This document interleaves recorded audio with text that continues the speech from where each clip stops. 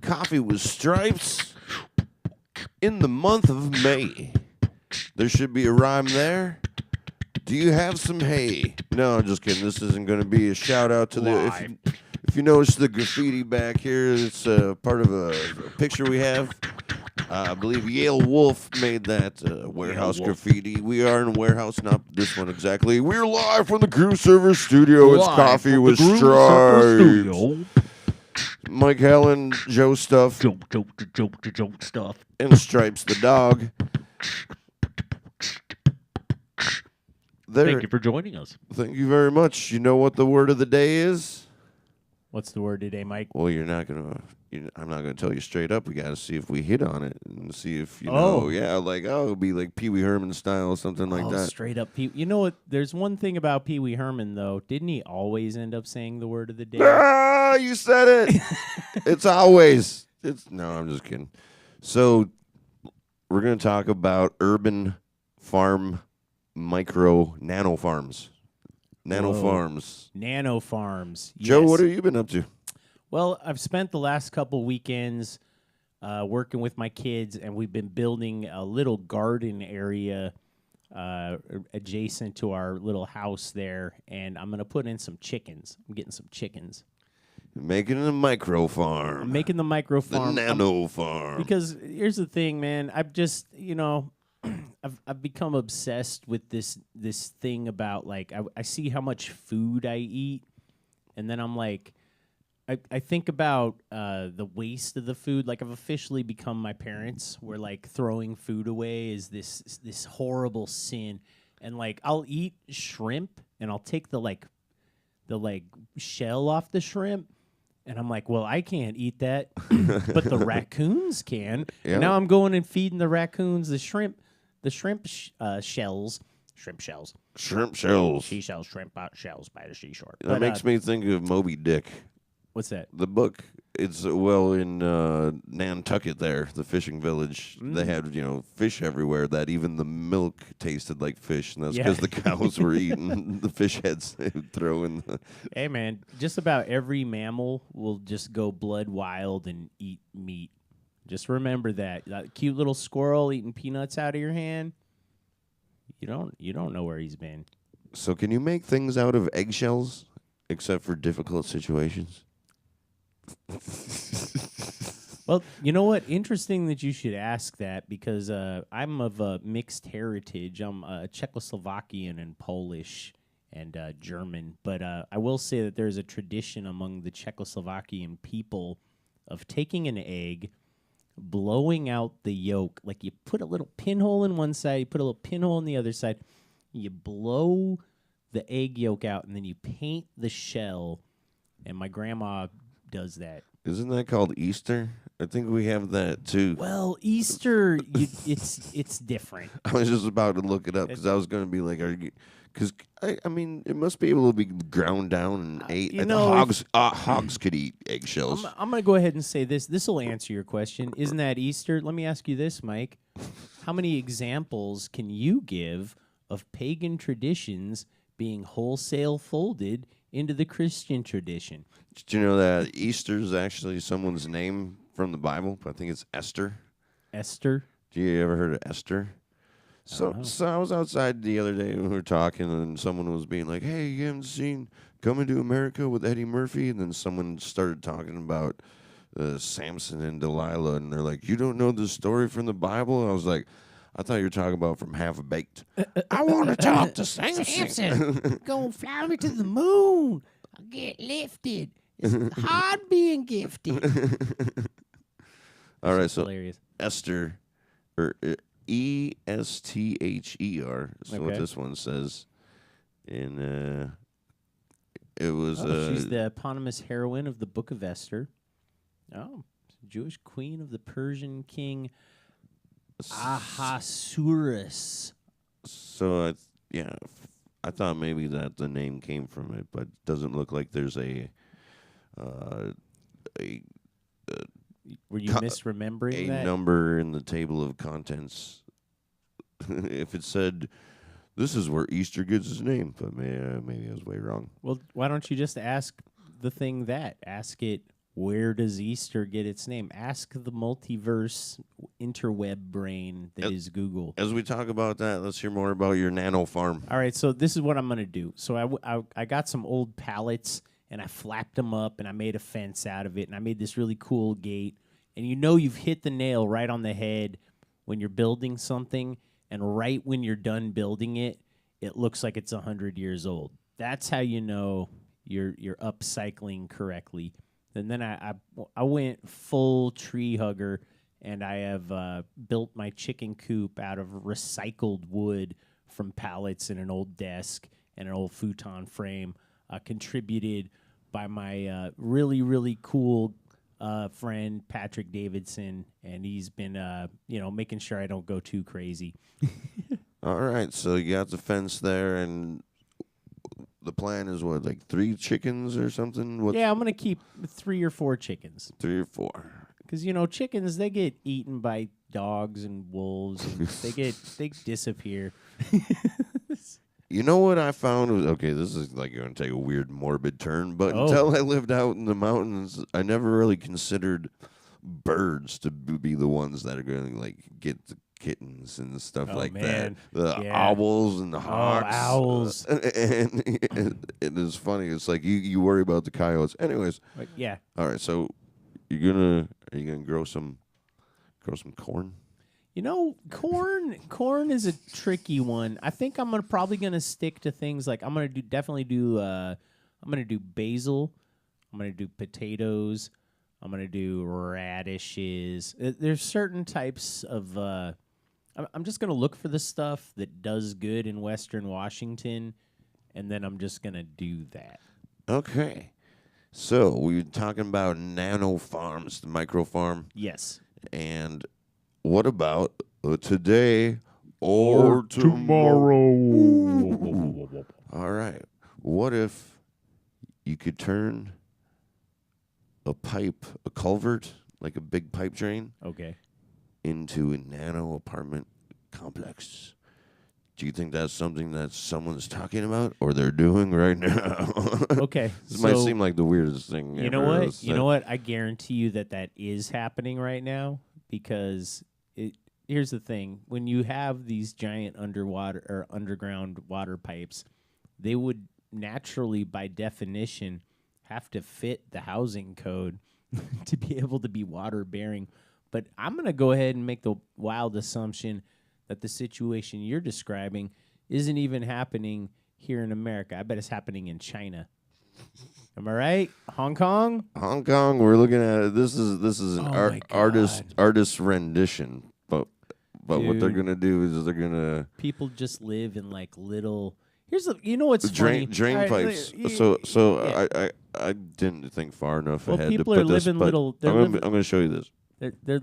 People are living inside of these little Coke cans, basically, and yeah, man. So, Mike, let's talk really quick about prison. Let's think about this. All right, so think about this. Think about this. Prison. Just think about prison. We all need right? nano prisons. Well, no, yeah. Well, Just one cell on we've every got- corner we've- that everyone no. takes turns No, being it's, in. it's macro prison all the way, dude. Macro prison. Make the prison as big. Make the prison stretch as deep into the world as possible. Well, here's the thing. All right, so people, you follow the laws. You don't want to go to prison. Prison's bad. All right, and it's like, well, okay, what's your alternative to prison? Well, why don't you work your ass off so you can live inside of a small concrete box? And it's like, well, it's like, what is this? What is that? Would you live in one of those?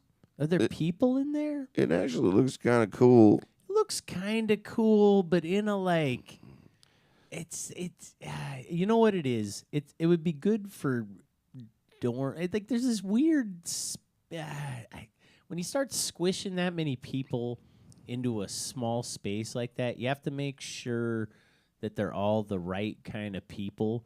And if you start doing that on like a citywide scale, you start really poking at the undercurrent of all the underlying social fucking weirdness in that area. It's really not much different than just an apartment or even a hotel. It's just made from drain pipes. Hey man, but look at how squished together they are. That's crazy. Yeah, I mean, They're like in a little. it would be smaller than this room.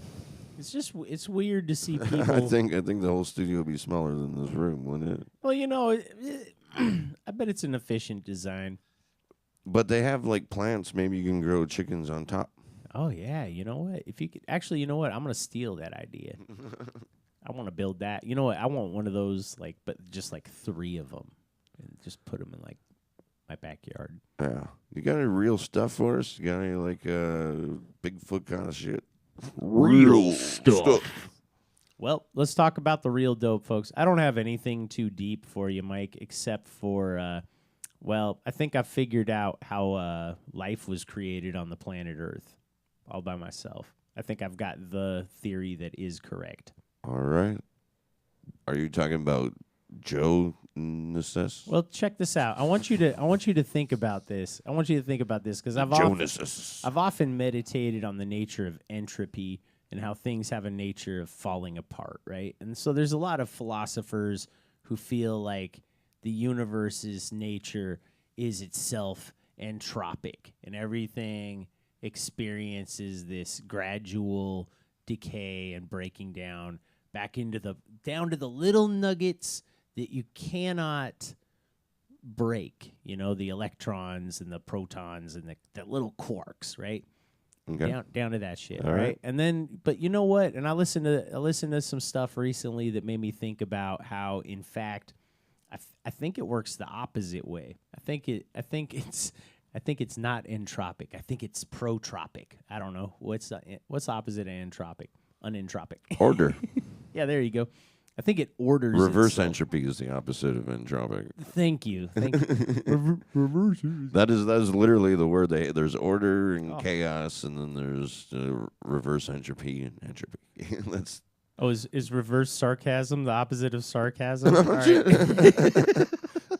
They literally don't have a word Well, for reverse entropy, so they just call it. Think about how rare.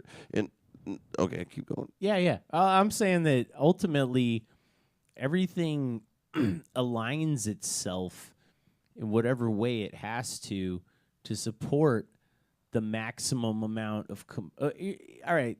So I've been meditating on perception, the force of life. Why does life exist at all? Just the basic shit. And Of course. and so you notice this, and it's like you can either have this grim dark fucking Viking stance where you're like, the earth will end, we will all die in a glorious battle. We must slay Odin's enemies on the fields of ruin, and we will all die together. I think you're watching way too much Game of Thrones. All right, well, you know what? I have been watching a shit ton of Game of Thrones is fucking dope. I don't give a fuck. I love that shit. Dragons. Oh, I don't. You know what? Any show with dragons that's done halfway good, it's halfway good. All right. Continue.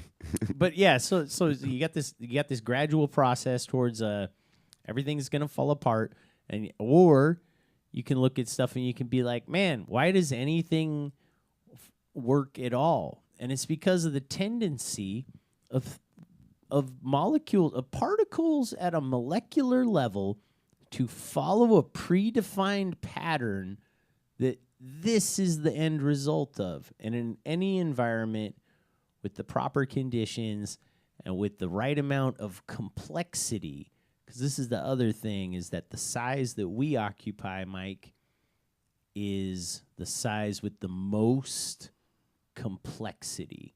All right? So if you get down to freaking Planck scale, you're looking at stuff that's, nanoscopic. And even to include that, you're talking about, or you mentioned something. You mentioned something not too long ago that the size between us and even Yes. bacteria is actually Yes. way closer this is- than yeah. any other Yes, size. so- So when so- you say the yes. scale that we The that scale that includes we like, occupy that includes like yes. from bacteria To to blue Tyrannosaurus whales. rex. Yeah, The difference between a single cell bacteria and a frickin' blue whale, the most massive thing. People think dinosaurs are big. Fuck that. I'm Blue sorry, whale's I pretty just big. cussed. Blue whale's biggest ever until they find the bones of the whatever's bigger than it. But check this out. The difference in the size between that bacteria and that blue whale, it's not even to the universe. It's like what? It doesn't care. It needs a microscope to look at both of them. You know, it doesn't. It's like or a telescope. Or you can however- you can either be so small or so big that I'm making that really whatever. sloppy No, metaphors I here. think but, no. I said yeah. a microscope But or a then telescope. Consider how things naturally organize themselves, both at the Planck scale and at the macrocosmic freaking spiral arm size. All right, they kind of follow similar patterns and similar behaviors, and then you introduce gravity once you get up to a supermassive size. But things like stars and most galaxies and most astral bodies, for that matter, retain even they can just be vastly huge, but it'll just be like a vastly huge chunk of ice. Or it's a vastly huge ball of hydrogen. It's simple. It's a simple ass thing. And so you look at the stuff that we have on the surface of this planet, and it's mixed up. We got a lot of complexity at the size that we occupy. So let's and that complexity can be thought of as entropy and is the second law of thermodynamics. Now, I think what you entropy only exists when life is in their goof. Like light. All right, check this out. The natural order of all particles, because all particles are all affecting each other, is to have end result have a high level of complexity somewhere, and from that point forth, it seems like life just would spring forth if you had the proper conditions and the proper amount of what's interesting about that stuff. is that, as I looked up right here, just to back this up, that some people look at evolution in the fact that as things go chaotic, that Yes. an organism can come together, and that's order. It Yes. defies the second law of thermodynamics. Yeah. Thermodynamics. Yes. So, and here's the question: does evolution contradict the second law of thermodynamics? How is evolution not a perpetual motion And this machine? is how physicists answer this. Yeah. Is that the second law of thermodynamics applies to a closed system. So what they do is they say, well, by that definition, is evolution happening in a closed system? And it's like, no, I mean, there's cosmic rays and like all sorts of other stuff and eclipses or Those cosmic rays. And we're so protected by that thin layer of atmosphere. Everything else in the freaking solar system is just getting blasted by straight laser beams from the sun. And the idea is that evolution's based on the random mutations of genetics and with, survival of the fittest. And Like so I said, every particle. And what they do is, as long as there's like all occasionally some star blows up and shoots some cosmic rays and makes someone Sure. in the mid coitus changes a fucking sperm cell or something like that. And like they're to like, d- so. I like this story. But that's actually why they're talking about like it is. You can't apply the second law of thermodynamics because it's a closed system. But I've always never really been satisfied with that, because what if I just consider the universe as a whole? Shouldn't that be a closed system, assuming there is no external forces than the universe controlling it, and therefore shouldn't How can life? anything be a closed system, though? It's impossible. Everything's pushing on everything else. All What's right, funny is the same parameter applies to Gödel's incompleteness theorem, that it has to be a closed mathematical system. Yeah. And well, that's one of the premises. And again, that's a great question. How is anything a closed, or how does it open, or how do we know? And if we say it's one way or the other, aren't we like taking like giant theological positions, maybe unwittingly. I'm If the s- I'm universe isn't a saying- closed system, then that all there right. means there must be a God. All right, so the thing that's been freaking me out the most. All right, this is where I'm ultimately having my major like philosophical like psychological crisis is trying to resolve this. Is you try to take science over here. All right, and like I said, this is just light stuff. This is beginner stuff. All right. But you just try to take science and religion and you try to peel them apart. And you can't fucking do it. You can't do it. You can't do it. All right? Go ahead and try, Mike. Try. Try Well- to peel religion away from science. There- And I will let you know how your faith and your dogma are preventing that from happening.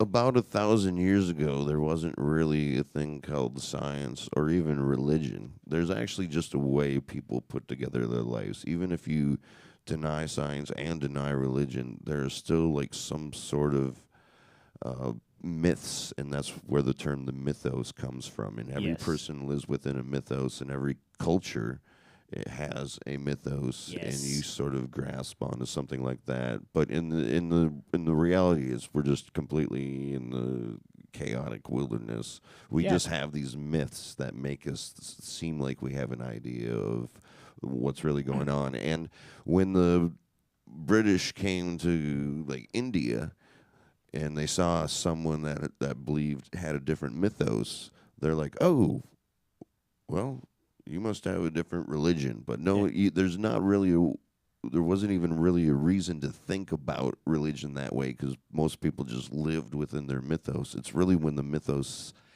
Mythi. when they collided that they had to like come up with, oh, this is religion. I think it's like moose. I think mythos is like moose. You just say all the different mythos. And it just means it's just you just have to set up the context so that it's understood that The you're describing idea a of plural singular or plural is Yes. a myth in itself. It Everybody, is. it's just It's we're shatter all those everyone's myths. thing. Well, you know what? It's funny that you bring that up. All right, so think about this. All right, so then, if evolution, all right, so evolution, I don't think it's an if. I think it's yes. So I think you look at things like science and religion. Science and religion, the two sparring buddies of how humans view reality. It's the same thing. It's the same ass thing. Like ultimately what you're going to find at the height of science, if you're a real scientist, is that you don't know shit about shit and there's some stuff that works a certain way and That man was Albert Einstein. yeah. And this has been Coffee with Stripes. Thanks for getting back in the saddle and getting into some deep actual coffee talk. You know what? This is just the light stuff. Wait until some later episodes. We're just starting out with some kindergarten, some lightweight stuff. But yes, thank you so much for joining us. I'm gonna play you out. Don't forget to send in your letters. Stripes at coffeewithstripes.com.